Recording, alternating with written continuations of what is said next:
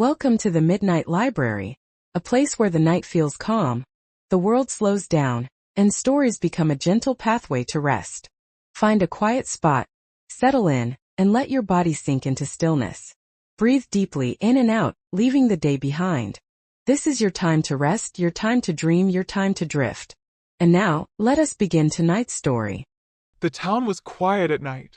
Its streets, once busy with footsteps and voices, now lay still beneath the glow of the lamps. Cobblestones shone faintly where the moonlight touched them, their smooth surfaces worn by years of travelers passing through. On the corner of an old lane, there stood a bookshop. Its windows glowed warmly, like lanterns in the dark. While the rest of the town settled into slumber, this place never darkened, never locked its doors, never turned away a wandering soul. The sign above the door read, in soft golden letters, "The bookshop that never closes." If you were to walk past it at night, you might notice the faint creak of the door as it opened gently with the breeze, as though inviting you inside. The air around it carried a quiet fragrance, paper and wood, with just a hint of lavender, drifting out into the street. Inside, the light was soft and golden, never harsh, never startling. Lamps hung low, their glow pooling gently on shelves that stretched high above the floor. Shadows curved and softened in corners as though shaped with care. Every book on those shelves seemed to wait patiently, as if aware that sooner or later someone would need them. The floor was wooden, smooth beneath careful steps. It creaked lightly the way old, loved places do. And yet, there was no sense of age or dust here. Only comfort. Only welcome. The bookshop breathed with its own kind of life. The faint rustle of pages stirred even when no one touched them. The books whispered softly, almost like waves on a shore, too quiet to make out the words, but enough to remind you that stories were waiting, endless and timeless. And the door was never locked. No matter how late the hour, no matter how long the night stretched on, the bookshop remained awake, its windows glowing, its shelves ready, its pages patient. It was not a place of urgency. It was not a place of schedules. It was a place of stillness for anyone who needed to pause, to wonder, to find comfort in words as the world outside drifted deeper into sleep. The bookshop that never closes was always there, always waiting. And tonight, it is waiting for you. The night had settled gently over the town. It was the kind of night where everything seemed wrapped in quiet. The air was cool, touched by a faint mist that softened the outlines of chimneys and rooftops. The cobblestones held the silver of the moonlight, glimmering faintly as though polished by time. Most windows in the little town were dark now. Curtains drawn, lamps snuffed out, doors closed to the world. The sound of day had vanished, no wheels on the street, no laughter spilling from the cafes, no bells echoing from the square. But on the far corner of a narrow lane, just beyond the fountain where pigeons gathered in the morning, one window still glowed. It was a warm, golden glow.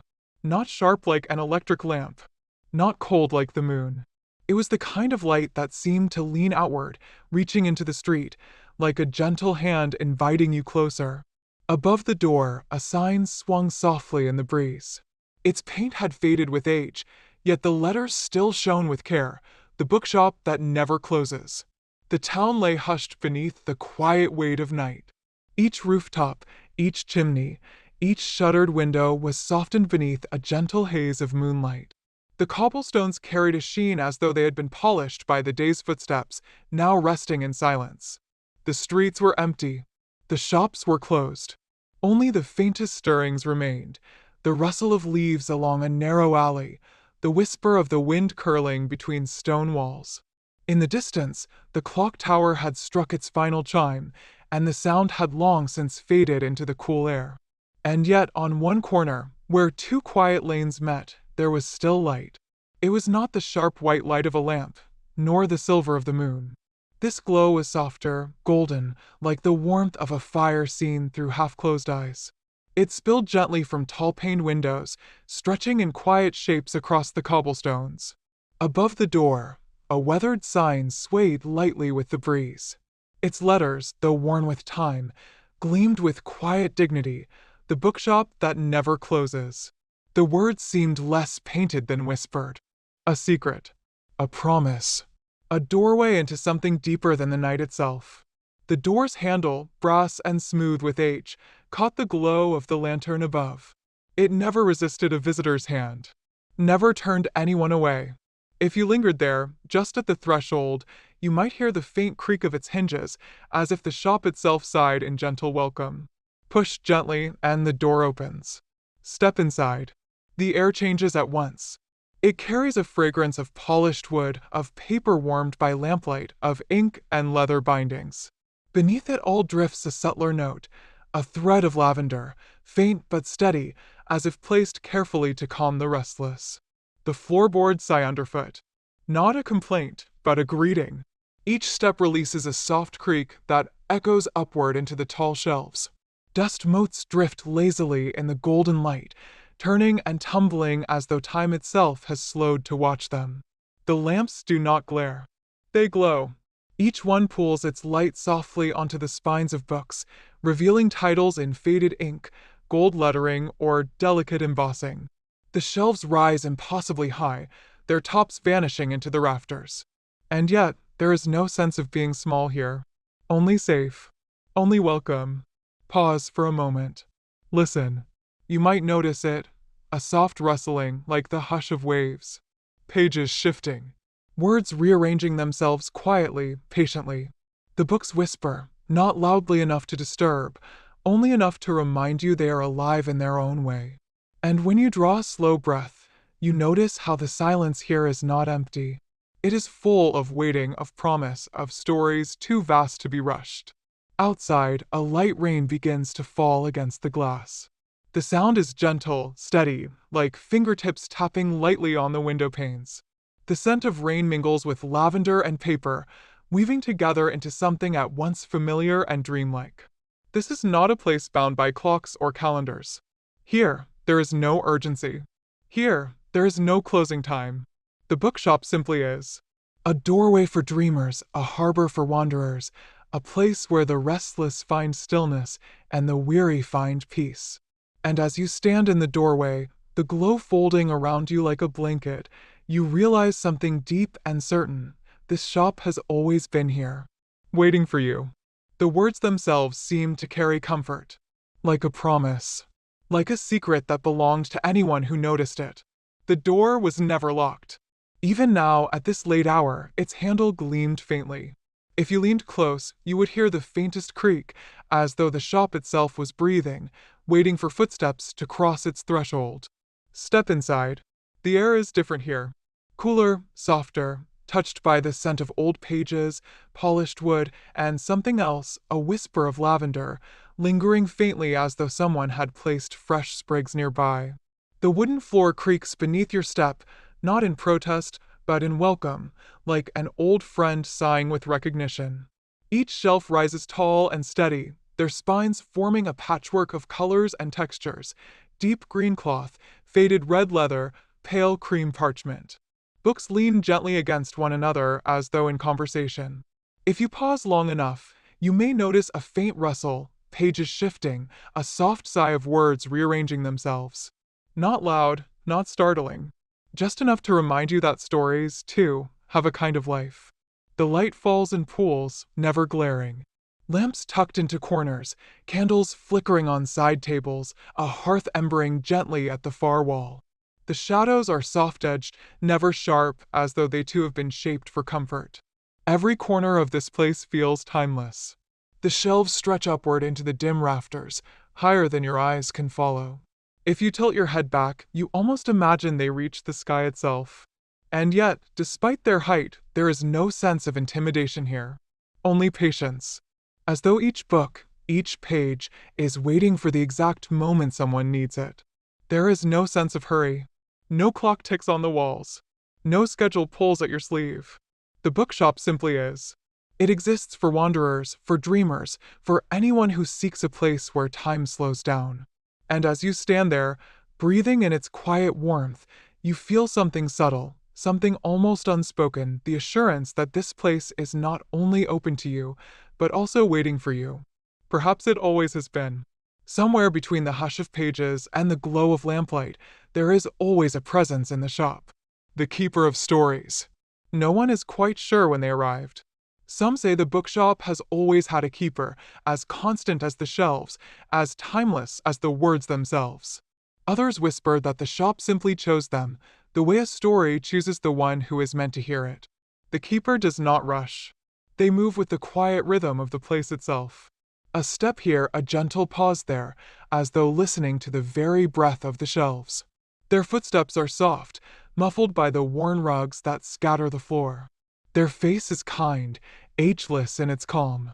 A smile that comes easily, not as a performance, but as a reflection of the peace that fills the shop.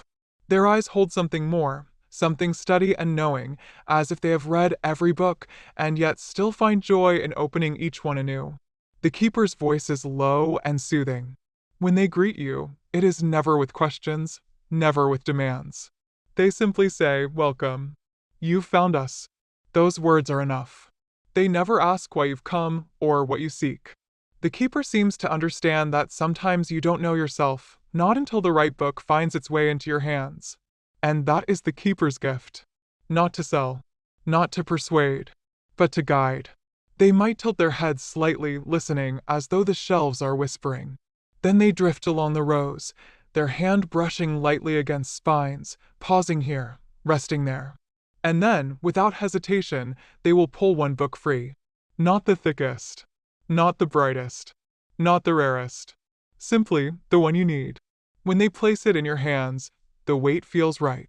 The texture of the cover seems familiar, that you are certain you have never touched it before. Sometimes the pages are crisp and new, sometimes worn and yellowed, sometimes marked with the faint traces of other readers who turned them long ago. But always, the story inside feels as though it has been waiting patiently, quietly for you. The keeper never interrupts as you linger. They never urge you forward. They simply return to their quiet wandering, their presence steady, a guardian of the hush and the glow. And if you look closely, you might notice something else. That the keeper changes ever so slightly.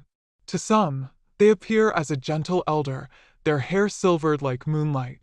To others, they seem younger, with a spark of curiosity in their gaze. And to a few, they are neither one nor the other, but something in between, as though shaped by the comfort you most need to see. For the keeper is not bound by time, any more than the shop itself. They are a story too, and stories always become what we need them to be. The keeper moves with the rhythm of the shop itself. Not hurried, not deliberate, simply in tune. The lamps flicker gently, their warm glow casting long shadows that sway and settle like the slow breath of the night. A faint scent of beeswax polish lingers on the wooden shelves, mingling with the earthy perfume of pages that have rested for decades. The keeper inhales softly, as if savoring this blend, and exhales with the kind of patience that belongs to those who live in places beyond the ticking of clocks. On certain evenings, when the world outside is especially loud, the door will creak open, and a visitor will step inside. They always enter cautiously, blinking as though uncertain they have truly found the shop at all. And always, the keeper is there. Sometimes behind the counter, polishing a pair of spectacles that never quite seem to be needed. Sometimes perched on a stool, leafing slowly through a book so old the spine has softened into velvet. And sometimes already walking toward the door, as though they had been expecting this particular visitor all along. The keeper greets them with the same words, spoken like a secret, "Welcome. You've found us." And something in the tone of their voice tells you that yes, you have found something rare. The visitor may stumble over their reply, unsure why they came in at all. Perhaps they couldn't sleep. Perhaps the world outside felt too sharp, too heavy, and they needed a place that softened the edges. Or perhaps, without even realizing it, they were searching for a story. The keeper doesn't ask. They simply tilt their head, listening, not to the visitor, but to the quiet murmur of the shelves. It is in those moments that the shop itself seems alive. Not with noise, not with movement, but with presence. The books hum faintly, like distant voices just beyond hearing, as if eager to be chosen. The keeper drifts along the aisles, hand brushing lightly over the spines. Their fingers pause at one, slide over another, then stop. With a tenderness that feels like reverence, they draw a book free and hold it close. When they return, They do not present it as a prize. They place it gently in the visitor's hands. The visitor looks down. Perhaps it is not the book they would have picked. It might be slimmer than expected, or heavier, or bound in a color they've never much liked. And yet, there is something about it, the quiet weight, the feel of the cover, that makes their heart settle, as if this was always meant to be. They open the book. The first page greets them like an old friend. Sometimes the words within are stories of faraway lands, where oceans glow with starlight and winds carry whispers of forgotten times. Sometimes they are quiet poems, just a few lines that feel as though they were written for the reader alone. Sometimes they are tales of ordinary lives, yet so tenderly told that the reader feels seen, understood, less alone. And as the visitor sinks into the words, the keeper returns to their quiet wandering. Their presence remains steady, unintrusive, a kind of anchor in the hushed tide of the shop. What is most curious, though, is how the keeper appears differently to each who enters. To the weary traveler, they might seem like a seasoned elder, their voice low and steady, their presence as grounding as stone. To the dreamer, they might appear young, with eyes full of endless possibilities. And to those who do not know what they need, the keeper simply becomes the reflection of what will comfort them most. Perhaps this is why no one can quite describe them the same way. Some say the keeper is a man, some a woman. Others insist they are neither, but something in between, timeless and fluid, like the shop itself. But all agree on one thing: the keeper feels safe. They are not there to sell, not to persuade, not even to explain. They are there to remind you that stories are patient, and that sometimes the right one arrives only when you are ready to be found. The keeper of stories continued, a late-night visitor. The hour was late when the bell above the door chimed, soft as wind through glass. A young woman stepped into the shop. Her coat was damp with evening rain, her hair carrying the scent of wet streets. She looked around, uncertain, as though she had stumbled upon a dream. Outside, the city had grown restless, full of neon lights and hurried footsteps. Inside, all was still. The keeper was waiting. They did not hurry forward, but instead stood near the counter, hands resting lightly on a book, as though they had known she would come. Their voice, when it broke the silence, was low, steady, and warm. "Welcome. You've found us." The young woman's shoulders dropped, though she hadn't realized they were tense. She gave a nervous smile. "I didn't mean to," she began, then stopped, unsure what she had intended to say. That she hadn't meant to disturb? That she hadn't meant to wander this far? That she hadn't meant to feel so tired? The keeper only nodded, eyes calm, as though every word unspoken was already understood. They tilted their head, listening not to her, but to the shelves. The books gave no audible answer, and yet the keeper moved with certainty, stepping lightly down an aisle lined with tall, shadowed cases. The woman followed. The lamps cast small circles of gold along the floor, as if guiding her path. Her footsteps made no sound on the worn rugs, and with each step, the noise of the world outside seemed to fade a little more. The keeper's hand brushed the spines of the books as they walked. A pause here, a fingertip lingering there. Then, without hesitation, they drew one free. It was a slender volume, bound in faded blue cloth. The edges were softened with age, and the gold lettering on the cover was nearly worn away. The keeper held it as though it was something fragile, then turned and placed it in her hands. The weight surprised her. It was light, and yet somehow steadying, as if the book carried more than its pages. She hesitated, her thumb brushing the worn fabric, then opened it. The first line reached her like a whisper. She had walked far, through rain and shadow, and at last she found a place where the lights did not go out. Her breath caught. The words seemed to speak directly to her, mirroring her own weary journey through the night. She turned another page. The sentences were simple, unhurried, each one carrying her deeper into a quiet she hadn't felt in months. She glanced up, but the keeper had already stepped back, giving her space. They moved silently toward another aisle, as if to remind her that in this shop, she was never rushed, never watched too closely. The woman read on. The story within the story unfolded slowly, a tale of someone lost, who found a place that welcomed them without question. A tale of stillness, of belonging. The kind of tale that doesn't dazzle, but soothes like warm hands on a tired heart. She did not notice how long she stood there, turning pages. Time had softened, melted, slipped away. When at last she closed the book, she pressed it gently to her chest, her breathing steadier than when she had entered. The keeper returned, their smile calm and knowing. There was no price mentioned, no insistence, no transaction. Only a quiet bow of the head, as if to say, yes, this story was always yours. And as she stepped back into the night, the book tucked close to her heart, the bell chimed again, soft as a lullaby, and the shop waited, ready for the next soul who would find their way through its ever-open door. The shop is always open. That is its first and greatest mystery. No matter the hour, whether dawn is still a pale thought in the sky, or midnight has settled like velvet across the world, the door is never locked. Those who pass along the street at odd hours swear they see a faint golden glow spilling from the windows, as though the lamps within burn with their own patient light. And yet it is not always found. Many walk by without noticing it at all. The door, the windows, the glow gone, as though hidden behind an ordinary stretch of brick wall. But to some, on certain nights, when the air is heavy with longing or the heart too full of restlessness, the shop appears. It is not a place you can seek. It is a place that finds you. Inside, the mysteries deepen. The aisles are never quite the same from one visit to the next. Shelves that once lined the left wall might now stand to the right. A staircase may appear where none existed before, curling upward into a quiet loft lined with maps and atlases. A door at the back might open onto a snug reading nook one night, and on another, reveal a hidden courtyard where ivy drapes over stone benches. And yet, no matter how the shop shifts, it never feels confusing.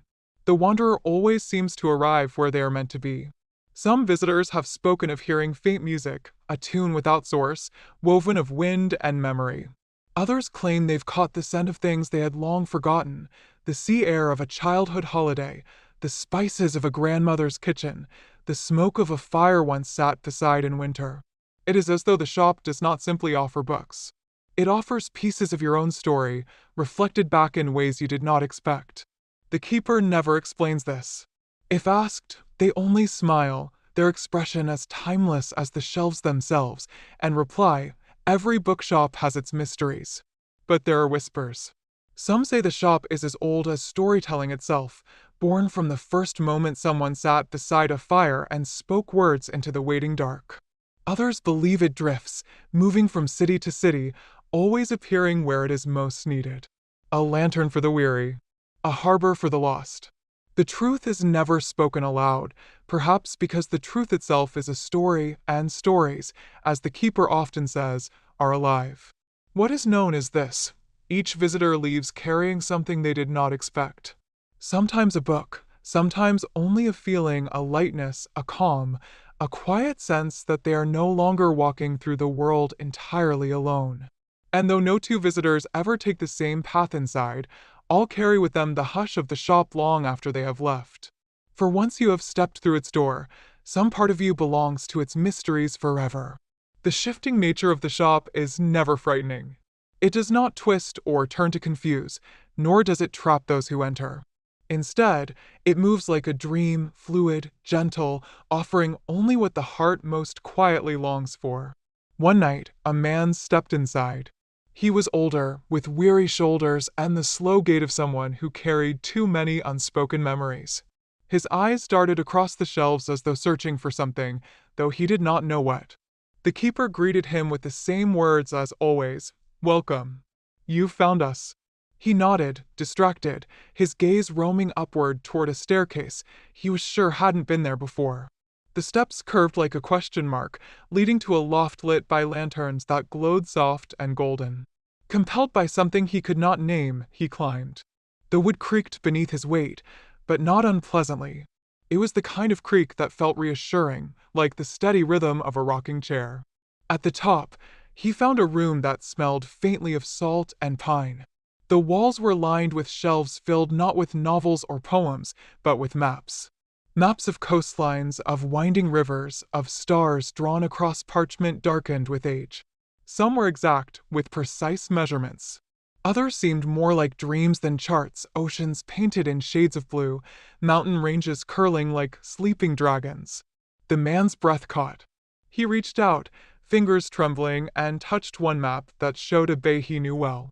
A place he had visited long ago, when the world felt different. When his children were small and laughter had filled long summer days. The map was worn, its edges curled. And yet, as he traced the line of the shore with his fingertip, he felt the warmth of sunlit afternoons, the sound of gulls, the splash of oars in shallow water. For a moment, he closed his eyes. He was there again, whole, unburdened, at peace. When he opened them, the keeper was nearby, watching with quiet understanding. They did not speak, but their presence was enough. The man folded the map carefully, though it was not the kind of map that could truly be taken. It was part of the shop itself, part of its mystery. Still, when he descended the staircase and stepped once more into the night, he carried something unseen with him, a softness, a remembering, a fragment of joy tucked gently into the pocket of his heart. This is how the shop works. Not through tricks. Not through magic that dazzles, but through a gentler kind of enchantment, one that knows exactly what you have forgotten and offers it back to you like a gift. And so its mysteries endure. Rooms appear when needed. Paths unfold when called. The shop changes not because it must, but because every soul who enters carries a different story, and every story deserves its own path.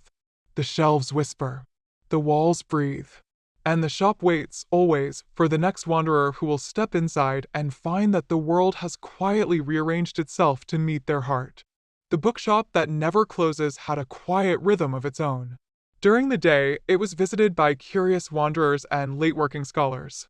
But as the sun dipped and the town fell into slumber, another kind of visitor arrived.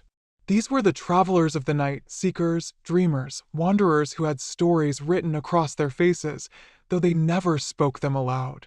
One evening, as the clock brushed past midnight, the bell above the door gave its soft chime.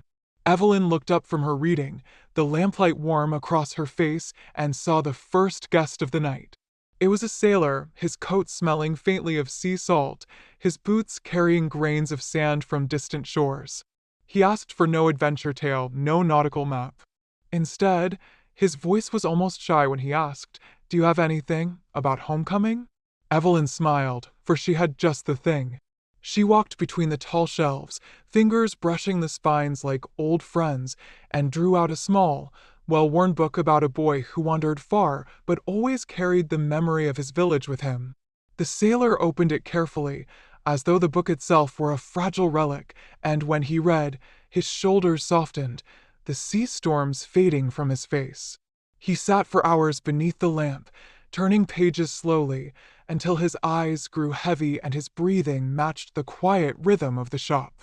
When he finally left, he pressed the book to his chest, whispering his thanks as though Evelyn had given him more than paper and ink. The shop was never empty for long.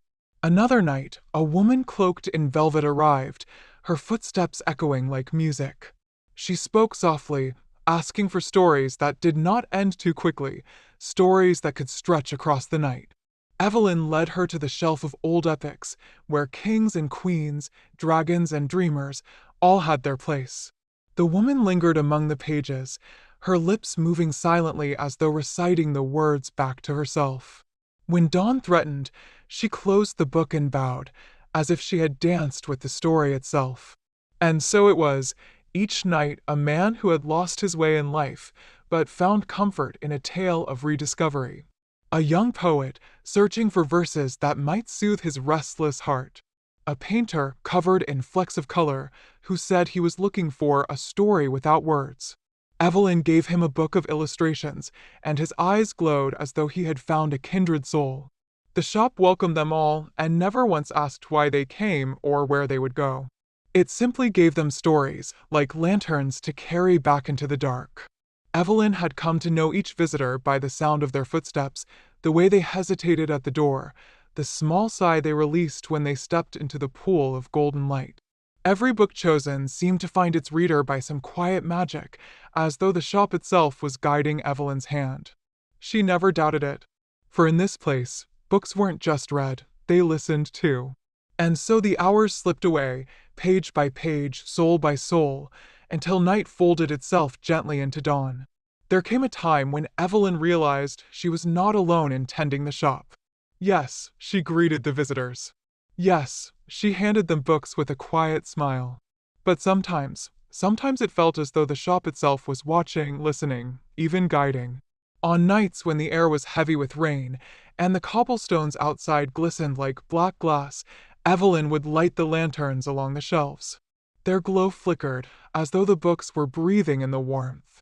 The shop always seemed brighter when it needed to be, cozier when a weary soul entered, quieter when silence was what someone longed for. There was one evening, she remembered, when the storm outside howled against the windows. The bell above the door had fallen silent, no visitors braving the night, and Evelyn sat with a book in her lap. She thought she was alone until she heard it. The sound of pages turning. Not hers. Not anyone else's. Just a soft flutter like a bird stretching its wings. She rose, moving through the aisles slowly, her fingertips grazing the spines of books. There was no one there, and yet, she could feel it, the shop was alive, not in a frightening way, but in the way a dear friend breathes beside you as they sleep. The old beams groaned softly, the shelves settled, the smell of paper deepened like the earth after rain. Evelyn smiled then, for she understood. The shop did not just hold stories, it was one. A story still unfolding, told each night with every visitor who crossed its threshold. The shop knew when a sailor needed a tale of home. It knew when a painter longed for pictures instead of words. And sometimes, it knew Evelyn's heart better than she did herself. One quiet night, when no one came, she whispered aloud into the stillness, "You take care of them, don't you?" The lantern flame flickered, as though answering yes. Evelyn leaned back in her chair, listening to the faint hum of the rain beyond the door, the soft whisper of the shelves. Her eyelids grew heavy, and she let herself drift, knowing the shop would keep watch. And perhaps that was the true wonder of the bookshop, that it never truly closed, not because its doors were always open, but because its heart never slept. Every story within it breathed softly, waiting, patient, gentle, like stars that never burned out, only waited for someone to look up and see them. The bookshop had always been a quiet wonder to Evelyn, but as the years drifted on, she began to sense something deeper, something almost invisible, like the faint hum of a lullaby playing just beneath the sound of silence. It wasn't just a place with walls and shelves. It wasn't only paper and ink, leather and lantern light. It was alive. Not in the way a person is alive, with heartbeat and breath, but in a gentler way. Like the ocean that sighs against the shore. Like the stars that blink awake in the night sky. Like the old oak tree that creaks, but still stands strong, listening to the whispers of the wind. The bookshop breathed. Evelyn felt it most in the stillest hours of night, when the rain pressed against the glass and no footsteps echoed on the cobblestones outside. In those hours, she could hear the shop's voice. It wasn't a voice made of words. It was in the slow settling of the wooden beams, in the groan of the rafters that stretched like tired arms, in the soft flutter of pages as though the books themselves exhaled in sleep. One evening, as she read beneath the lamplight, Evelyn closed her book and sat very still. The storm outside thrashed against the town, but within the shop there was only warmth. She leaned her head back against the chair, closed her eyes, and listened. And she heard it, clear as the tide, the sound of a page turning.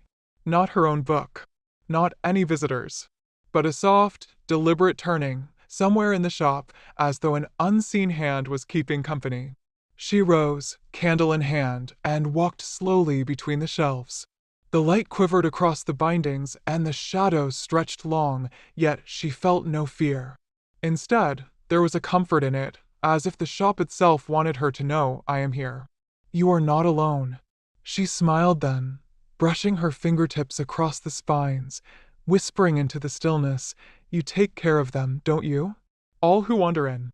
The lantern above her swayed gently, though no draft stirred the air, and for a moment, Evelyn thought she saw the faint shimmer of dust rising like stars, as if the shelves themselves had answered. The bookshop seemed to know things before she did. It knew when a weary sailor needed to hold a tale of home. It knew when a lonely poet searched for verses that soothed like balm. It knew when Evelyn herself was tired, and the lamplight would soften just enough to ease her eyes. The shop never demanded, never asked, never spoke loudly. It simply held. It held stories. It held memories. It held Evelyn, too, as though she were not merely the keeper of the place, but a chapter written within its story.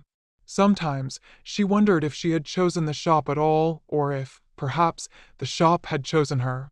That night, as the storm quieted, Evelyn leaned against the counter and whispered once more into the air, "You're more than wood and stone, aren't you?" The silence answered, tender and unbroken, yet she felt it, a presence that was not seen, but known. A heartbeat that was not heard, but felt. The bookshop never truly closed, because it did not know how to sleep. Even when no visitors crossed the threshold, the stories within it glowed softly, like lanterns waiting to be lit. The walls seemed to hum with quiet patience, the shelves swelled with gentle pride, and the books themselves dreamed in their bindings, waiting for the next hand to open them. And Evelyn, resting in her chair, understood. She was not merely the keeper of this place. She was its companion, its witness, its living reader, as the shop continued its endless tale, one breath, one page, one night at a time. As nights unfolded, one after another, Evelyn began to notice something peculiar. The bookshop was not only alive, it seemed to rest gently on the edge of two worlds. There was the world she had always known, cobblestone streets outside, lamps flickering in the mist, the hush of a sleeping town. And then, there was something else. A place woven not of stone and shadow, but of dream and story. It began subtly. A visitor would take a book, settle into a chair, and before long their eyes would grow heavy. Evelyn thought they were simply drifting to sleep, but sometimes, as they dozed, their lips moved, whispering words from the story they held. Pages turned though no hand touched them. A soft glow would seem to lift from the book, as though the story was spilling into the air. One evening, a young woman with tired eyes came into the shop. She had the look of someone who had not slept in many nights. Evelyn guided her gently to a book of lullabies, written long ago by an unknown hand. The woman opened it, and her breathing slowed. She read aloud softly, her voice trembling at first, then steady, until the rhythm of the words filled the shop like a melody. Evelyn listened, spellbound, and for a moment she thought she heard another voice echoing the lullaby, coming not from the woman, but from the walls themselves. When the woman finally drifted into slumber, her head resting against the book, Evelyn noticed something extraordinary. The lamp beside her glowed more brightly, though its flame had not been touched. The shop itself was keeping her safe. Night after night, Evelyn watched as this happened again and again. Visitors came weary, burdened, restless. They read, they rested, and as they slipped into sleep, their dreams seemed to take root among the shelves. She could feel it in the air, their unspoken hopes, their softened fears, their gentle longings. The bookshop became more than a place of stories. It became a place of dreams. Sometimes, Evelyn would close her own eyes at the counter and allow herself to drift. When she did, she would find herself in a strange and wondrous realm. The shelves stretched higher, reaching into starlit skies. The books whispered as she walked past, and their pages fluttered like wings. She would wander there, between dream and waking, unsure where one ended and the other began.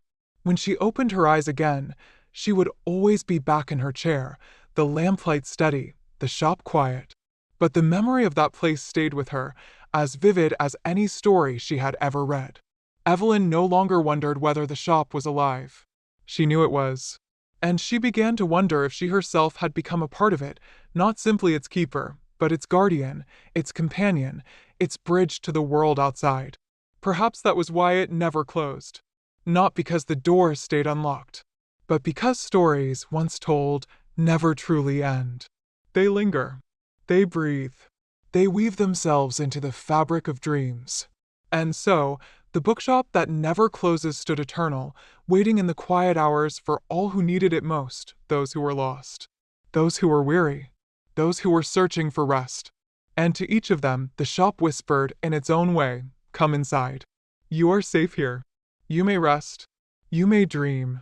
The longer Evelyn tended the shop, the more she realized it was unlike any other place she had ever known. It was not only a house of stories. It was not only a refuge for the weary. It was something in between. Something resting quietly on the threshold of two worlds. There was the familiar world, the one outside, with its cobblestones slicked by rain, its lamplights glowing faintly in the mist, its hushed streets where carriages passed like shadows. That was the world of waking. And then there was another world. A world stitched not from stone, but from dream.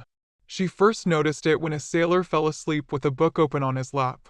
His chest rose and fell with the rhythm of the tide, and though his eyes were closed, the pages of the book turned gently on their own, as though guided by an invisible hand. Evelyn leaned closer, and in the hush of the shop, she could hear the faint sound of gulls and waves, echoing softly between the shelves. It was not imagination. The dream had spilled outward, filling the bookshop with the sailor's longing. Another night, a woman weary from sleeplessness wandered in. Her hands trembled as she took hold of a book of lullabies, the leather soft with age. Evelyn lit the lamp beside her and left her in peace. The woman began to whisper the verses aloud, voice fragile, hesitant.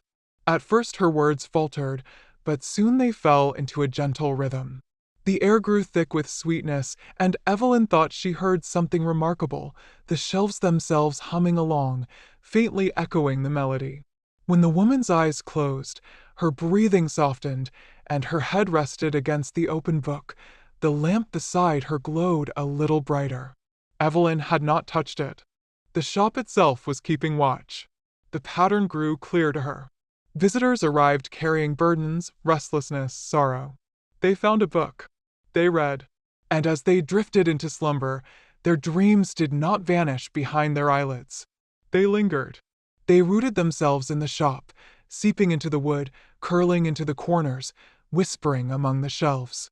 The bookshop became more than a place of reading. It became a place where stories and dreams braided together. Sometimes, when Evelyn herself grew drowsy, she would allow her eyes to close. In those rare moments, she would find herself walking in another version of the shop.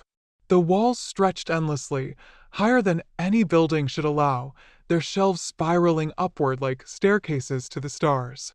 The books shimmered faintly, their pages fluttering like feathers, and if she listened closely, she could hear them whisper not words, but songs, like lullabies carried on the wind.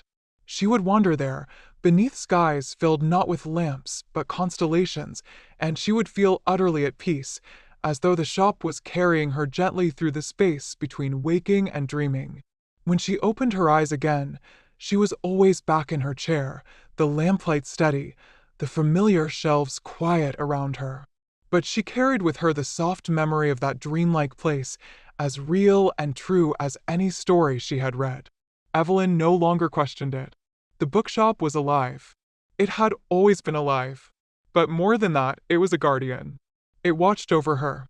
It watched over every visitor who stepped across the threshold. She sometimes wondered, as she sat listening to the faint creak of the beams, if she had chosen the shop, or if the shop had chosen her. Perhaps she was not its keeper at all. Perhaps she was simply a chapter within its story, written into its pages like all the others who had come before. And so, she tended it still. Night after night. Lamp after lamp. Page after page. The shop never closed because it did not know how to sleep. Even when no one entered, its shelves breathed softly, patient and eternal, waiting for the next weary soul. The books glowed faintly in the lamplight, not from fire, but from something gentler, like the quiet light of dreams themselves. And in that endless patience, Evelyn understood the truest magic of the bookshop that never closes. It was not merely a place of stories. It was a bridge, a gentle passage where waking life gave way to dream, and where dream returned as story. Each night it whispered, To anyone who would listen, come inside. You are safe here. You may rest. You may dream. And those words lingered long after the lamps were dimmed, carrying every soul who entered into the quiet embrace of sleep. And so, dear dreamer, our story finds its gentle close, but your night continues calm and unbroken. Let your thoughts drift, as lightly as clouds across a moonlit sky. Let your body sink, as deeply as roots into the quiet earth. There is no need to hold on, no need to listen further, only to rest, for the story remains with you, carrying you through the night, until morning's light comes softly to call. Good night, and sweet dreams. From the Midnight Library. Crescent moon sparkles, break time equals 2000